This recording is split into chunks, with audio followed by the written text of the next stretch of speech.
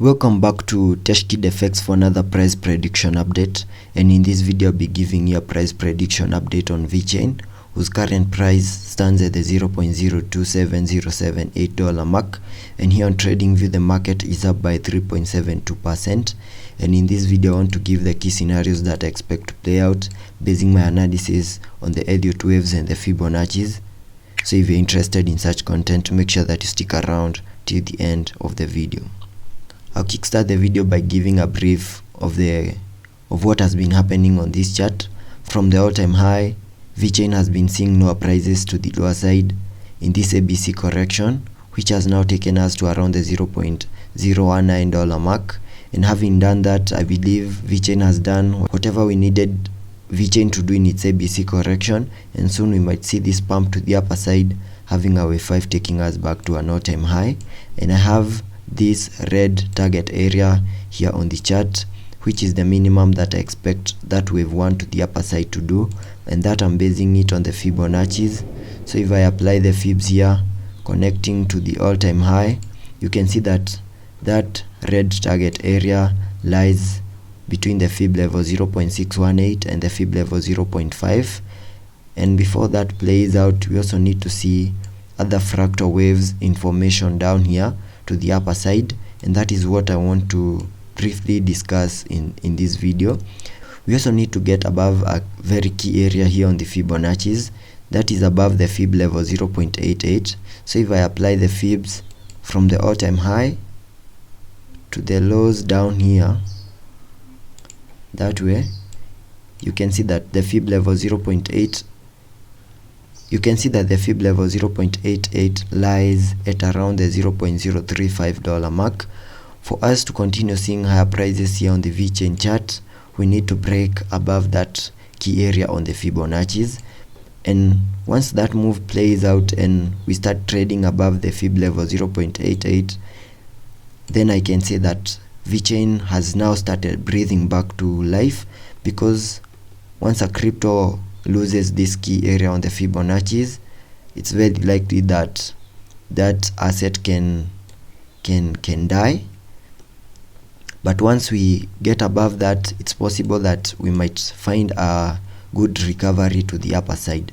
So if I zoom in on this chart so that I can give you the key scenarios that I expect to play out. Here on the daily chart we have a pattern which has been in formation, and you can see the price from this high up here, we have been moving to the lower side, then tried to push to the upper side, but we didn't manage to break above that key area of resistance.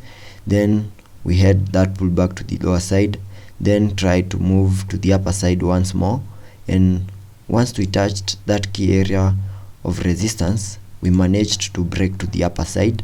And in this movement right here, we formed a double bottom, and this pattern normally breaks to the upper side, having the target for that breakout as the height of that neckline. So if I use the trend line to get the height, and then take that height and place it at the area that we had that breakout, that gives us a target area for that breakout to the upper side, which can take us to around the $0.028 mark. And you can see that that has happened here on the chart. We have broken out of that chart pattern, and we have continued pushing to the upper side, and we are almost close to maximizing that target area which has been given by the double bottom. That movement to the upper side brings me to the very first key scenario that I expect to play out on this chart. Now that you have broken above this key area of resistance, and I know even on the lower time frames we have a retest of this area, it's possible that you continue pushing to the upper side and maybe get to around the $0.029 mark, where we have our next key area of resistance. And if we manage to break above that key area of resistance, we can then have a retest of that area, then continue pushing to the upper side. In that movement to the upper side, we can get to the fib level 0.88. Then from there we can now start sketching even more bullish scenarios here on the Vechain chart. And it's still possible that we might not be able to break to the upper side of this key area of resistance. We get rejected, have a massive pullback to the lower side and maybe go back to around the $0.024 mark, where we have our next support line.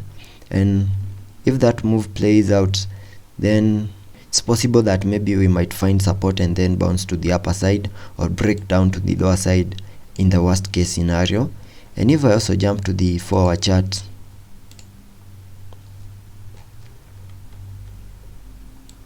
here on the 4-hour chart, it's still possible that maybe whatever is information down here is an Elliot wave pattern, having this as a wave 1 to the upper side.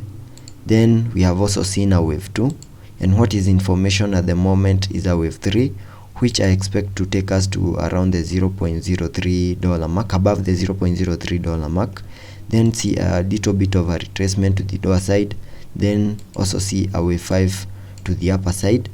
So this might be a possible scenario, and this can only play out if we continue unlocking higher prices here on the Vechain chart. And if I use the trend based Fibonacci to try and get a target area for that wave 3 to the upper side, if that is the move that is playing out, it's possible that if I use the trend based Fibonacci, that wave 3 to the upper side might be taking us to around the $0.0316 mark as the minimum. That is at around the fib level 1.618, and if that move plays out, then we can then expect a wave 4 and a wave 5.